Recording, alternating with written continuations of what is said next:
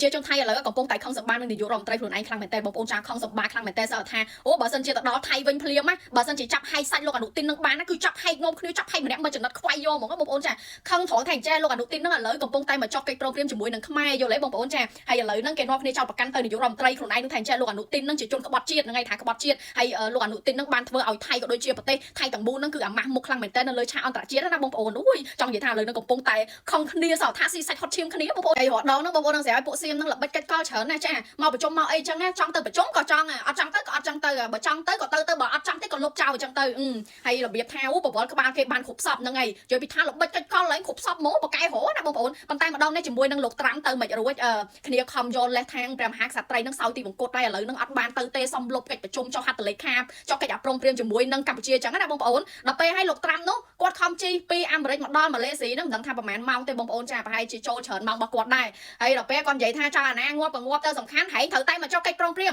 បើសិនជាឯងអត់មកទេឥឡូវអញធ្វើសាកសីចុះកិច្ចប្រងព្រៀងឲ្យអាហ្នឹងចឹងណាមិនហ៊ានជាមួយនឹងគេបងប្អូនគេនាយករដ្ឋមន្ត្រីប្រទេសមហាអំណាចនៅអាមេរិកចាហើយចង់មួយលោកត្រាំទៅមិនកើតទេឥឡូវនឹងកំពុងតែនាំគ្នាហួសចិត្តហើយនាំគ្នាខឹងសម្បាខ្លាំងមែនតើបងប្អូនចាមិនដឹងថាគ្នាម្នាក់គេស្លោឈាមនាំគ្នាស្លោឈាមប៉ុណ្ណាបងប្អូនទៅចុះកិច្ចប្រងព្រៀងហើយគ្នាខ្លាចបាត់ដីដែលខំផឹងយកមកពីខំលួចខំអីហ្នឹងមកពីខ្មែរហ្នឹងបងប្អូនអញ្ចឹងតែចុះកិច្ចប្រងព្រៀងហើយបើសិនជាយើងមើលតាមផែនទីអានឹងពួកថៃវាត្រូវឲ្យដីមួយចំនួនធំមកយើងវិញណាបងប្អូនចាអញ្ចឹងពួកវាខ្លាចអត់ដីព្រោះដោយសារតែពួកវានឹងខំផឹងលួចផងខំផឹងអីផងមកពីខ្មែរយើងយូរឆ្នាំហើយឥឡូវវាដល់ពេលខ្មែរយកវិញហើយអញ្ចឹងវាពិបាកក្នុងការទទួលយកការប៉ັດណាបងប្អូនណាលោកត្រាំក៏គាត់បាននិយាយដែរថាតែចុះកិច្ចប្រងព្រៀងហើ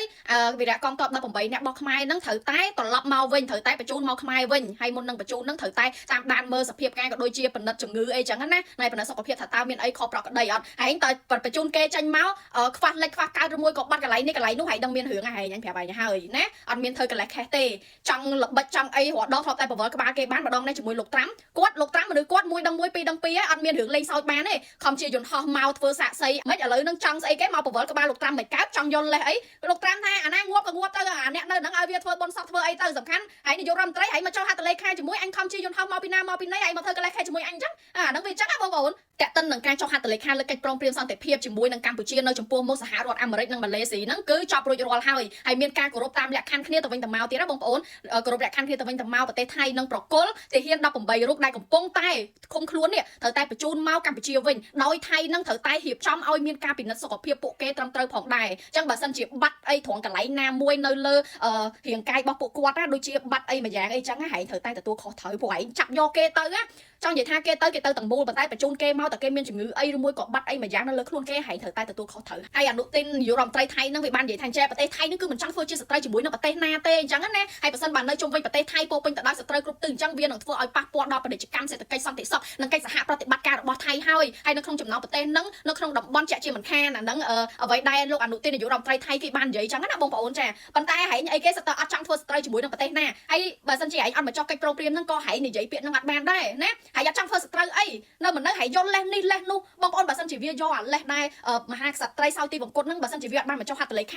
ាដល់ពេលចាប់អានឹងហើយវានឹងយល់លេសអីផ្សេងទៀតនិយាយទៅវាអត់ព្រមមកចុះហត្ថលេខាទេព្រោះវាខ្លាចប្រជាជនថៃហ្នឹងណាខឹងនឹងវាអញ្ចឹងណាខឹងនឹងនាយករដ្ឋមន្ត្រីឬមួយក៏ខឹងនឹងរដ្ឋាភិបាលហើយឥឡូវហ្នឹង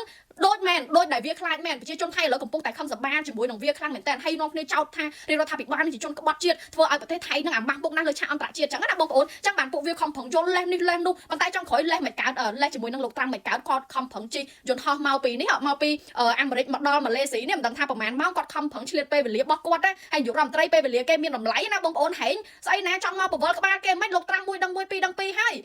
អញខំមកពីចងាយមកដល់ធ្វើសាកសីឲ្យណាអត់មានរឿងមកប្រវល់ក្បាលអញបានទេហែងត្រូវតែមកបើហែងមិនមកទេអញចុះហត្ថលេខានឹងជំនួសហែងឥឡូវហែងកិនមិនមានណាខាងនោះគ្រាន់តែដឹងចឹងហើយអត់មកមិនកើតបងប្អូនចាហែងតែអត់មកឲ្យស្បៃហើយមន្ត្រីថៃនឹងគឺមាន4លក្ខខណ្ឌដើម្បីស្នើសុំឲ្យកម្ពុជាអនុវត្តមុនឈានដល់ការដោះលែងទាហានខ្មែរ18រូបនឹងត្រឡប់មកវិញណាបងប្អូនទី1នឹងគឺឲ្យកែសម្រួលអាវុធធនធ្ងន់របស់យោធាធនធ្ងន់ចឹងណាបងប្អូនចាទី2នឹងគឺការដោះមីននៅតំបន់ដែលបានប្រងព្រៀងរួចទី3នឹងគឺកិច្ចសហប្រតិបត្តិការដើម្បីទប់ស្កាត់នឹងការបង្ក្រាបបទល្មើសឆ្លងដែនការឆបោកតាមអនឡាញហើយទី4នឹងគឺបញ្ហាប្រជាជនខ្មែររំលោភលើទឹកដីសៀមចុយមានចំណុចចុងក្រោយនឹងស្អីគេបញ្ហាប្រជាជនខ្មែររំលោភលើទឹកដីសៀមអាណាគេរំលោភលើអាណាគេមុនថ្ងៃហ្នឹងខ្លួនឯងគ្មានទឹកដីគេហ្នឹងហើយអរគុណខ្មែរទៅនៅលើទឹកដីខ្មែរសោះហ្នឹងការប្រជុំនឹងចុះហត្ថលេខានៅថ្ងៃនេះគឺត្រូវបានគេហៅថាសេចក្តីថ្លែងការណ៍រួមប៉ុន្តែខាងអាមេរិកបានប្រើពាក្យថាកិច្ចព្រមព្រៀងសន្តិភាពកម្ពុជាជាមួយនឹងសៀមចឹងណាបងប្អូនទោះជាឯកសារសរសេរថាសេចក្តីថ្លែងការណ៍រួមក៏ដោយរវាងកម្ពុជាហើយនិងថៃក្រោម អធិបតេយ្យភាពលោកប្រធានាធិបតីដូណាល់ត្រាំពួកបញ្ហាដោះលែងទាហាន18នាក់ហ្នឹងគឺទាល់តែកម្ពុជាព្រមអនុវត្តយ៉ាងតិច2ចំណុចក្នុងចំណោម4ខាងលើហ្នឹងចឹងណាបងប្អូនទី1ហ្នឹងគឺដកអាវុធធុនធ្ងន់និងទី2ហ្នឹងគឺបញ្ហាដោះមីនជាមុនសិននៅពេលដែលភាគីទាំងសងខាងអនុវត្តសេចក្តីថ្លែងការណ៍រួមនេះគឺមានប្រសិទ្ធភាពហើយគឺពួកគេនឹងដោះលែងទាហានខ្មែរយើង18នាក់ហ្នឹងត្រឡប់មកវិញនៅពេលខាងមុខនេះចឹងឥឡូវខាងសៀវវិបាននិយាយណាបងប្អូនចំពោះបញ្ហាដោះលែងទាហាន18នាក់ហ្នឹងគឺទាល់តែកម្ពុជាយើងព្រមអនុវត្តយ៉ាងតិច2ចំណុចក្នុងចំណោម4ខាងលើសិនចាទី1ហ្នឹងគឺដកអាវុធធុនធ្ងន់និងទី2ហ្នឹងគឺបញ្ហាដោះមីនជាមុនសិនបានវាព្រមប្រឡែងទាហាន18នាក់ហ្នឹងមកវិញចឹងណាចឹងយើងមានតែចាំតាមដានព័ត៌មានទៀតថាតើរាជរដ្ឋាភិបាលរបស់យើងគឺលោកអនុវត្តនៅ4ចំណុចដែលផ្សេងបានដាក់ឲ្យនឹងដើម្បីបានទាហានខ្មែរយើង18នាក់មកវិញចឹងណាបងប្អូនយើងមានតែចាំមើលព័ត៌មានតទៀត